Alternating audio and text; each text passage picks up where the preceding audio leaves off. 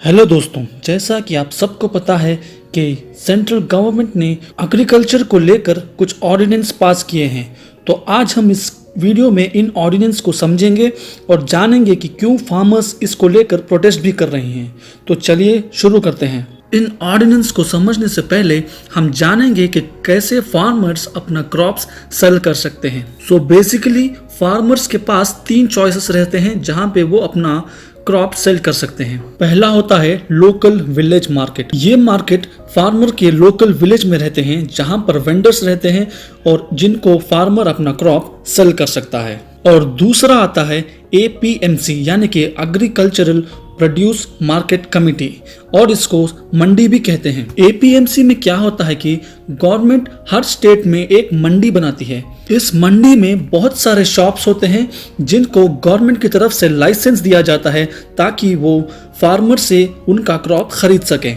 और ये लोग जो मंडी में फार्मर से उनका क्रॉप खरीदते हैं उनको अर्हत्यास भी कहते हैं। APMC के प्रोसेस में फार्मर पहले APMC के मंडी में आता है और अपनी मनचाही दुकान पे जाता है और अपना क्रॉप उनको डिस्प्ले करता है कि ये क्रॉप मेरे पास है और इसकी क्वालिटी ऐसी है।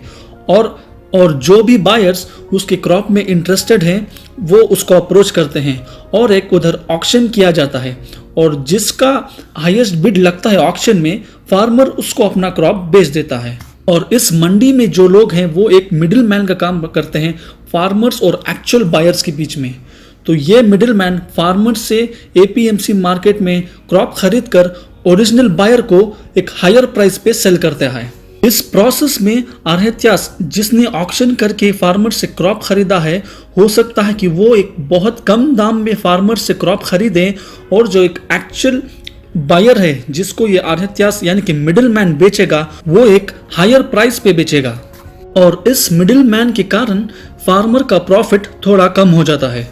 और तीसरा ऑप्शन जो फार्मर के पास है जिसके थ्रू वो अपना क्रॉप सेल कर सकता है वो है MSP यानी मिनिमम सपोर्ट प्राइस। इस MSP में फार्मर्स अपना क्रॉप गवर्नमेंट को बेच सकते हैं। मार्केट में भले ही प्राइसेस ऊपर नीचे होते रहें, लेकिन MSP में गवर्नमेंट अपना प्राइस फिक्स करती है और उसी प्राइस में फार्मर से उसका क्रॉप खरीदती है, भले ही मार्केट में जो भी प्राइस चल रहा हो। तो ये थे 3 ऑप्शंस जिसके थ्रू फार्मर अपना क्रॉप सेल करता है। तो चलिए अब जानते हैं फार्मर्स इसको लेकर प्रोटेस्ट क्यों कर रहे हैं। दोस्तों, गवर्नमेंट ने 3 ऑर्डिनेंसेस पास किए हैं। पहला है the farmer produce trade and commerce ordinance. पहले फार्मर को अपना प्रोड्यूस सिर्फ APMC के मार्केट में ही बेचना पड़ता था या फिर MSP में जाकर बेचना पड़ता था, लेकिन इस ऑर्डिनेंस के पास होने के बाद फार्मर अपना क्रॉप किसी को भी और कहीं भी इंडिया में बेच सकता है। जो लोग प्रोटेस्ट कर रहे हैं उनका ये कहना है कि इससे APMC का मार्केट पूरा बंद हो जाएगा, क्योंकि इसमें बहुत सारे कॉर्पोरेट्स एंटर कर देंगे और उनकी मोनोपोली हो जाएगी, और जो ये मिडिल मैन है और बहुत सारे जो लोग इन्वॉल्व रहते हैं इस मंडीज में वो लोग जॉबलेस हो जाएंगे। दूसरा ऑर्डिनेंस जिसको सेंट्रल गवर्नमेंट ने पास किया है वो है the farmers empowerment and protection agreement on price assurance and farm service. इस लॉ से पहले फार्मर को एक मिडिल मैन की जरूरत होती थी जो फार्मर और एक्चुअल बायर के बीच में होता था, और इस ऑर्डिनेंस के पास होने के बाद कोई भी कंपनी या कॉर्पोरेट आकर फार्मर से एक कॉन्ट्रैक्ट ले सकती है कि वो उसका क्रॉप खरीदेगी। फॉर एग्जाम्पल इंडिया गेट को ले लीजिए।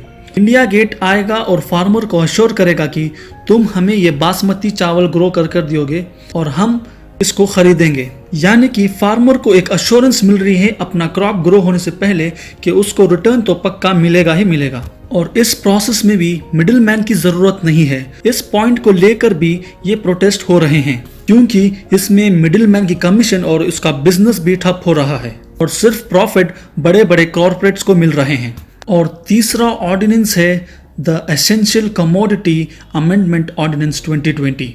इस लॉ के पास होने से पहले गवर्नमेंट को एक सर्टेन अमाउंट यानी कि certain amount of essential commodity store करनी पड़ती थी, चाहे वो दाल हो या राइस हो। जो एसेंशियल कमोडिटीज के अंदर आती हैं उसको एक मिनिमम लिमिट में स्टोर करना पड़ता था। लेकिन अब गवर्नमेंट ने उस लिमिट को कम्प्लीटली अबॉलिश कर दिया है और कहा है कि ये स्टोरेज तभी होगा जब कोई इंडिया में इमरजेंसी होगी या फिर कोई नेशनल डिजास्टर होगा। तो फार्मर्स का ये कहना है कि अगर कोई सर्टेन लिमिट ही नहीं होगी तो गवर्नमेंट हमसे हमारा प्रोड्यूस क्यों खरीदेगी, और ये कहना है कि इसके कारण हमारा एमएसपी को कम्प्लीटली अबॉलिश करने का प्लान है, क्योंकि अगर गवर्नमेंट फार्मर से उसका प्रोड्यूस खरीदेगी नहीं तो एमएसपी का सवाल ही नहीं उठता।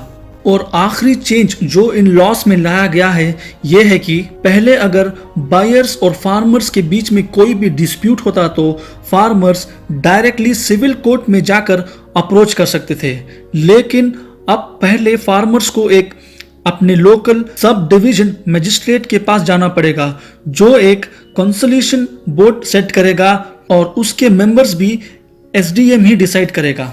फार्मर्स का कहना है कि जस्टिस में ब्यूरोक्रेसी एंटर कर जाएगी तो उनको जस्टिस मिलना बहुत मुश्किल हो जाएगा, क्योंकि हम सबको पता है जस्टिस वो भी गवर्नमेंट ऑफिशियल से मिलना बहुत ही मुश्किल है। तो दोस्तों ये थे ऑर्डिनेंसेस जिसको सेंट्रल गवर्नमेंट ने पास किया है और उसके प्रोटेस्ट के रीजंस भी मैंने बता दिए हैं। तो अगर आपको वीडियो अच्छा लगा हो तो इस वीडियो को लाइक और हमारे चैनल को सब्सक्राइब जरूर कर लीजिएगा, और आप इन लॉस को लेकर क्या कहते हैं हमारे कमेंट सेक्शन में ज़रूर कमेंट करेगा। तब तक के लिए जय हिंद।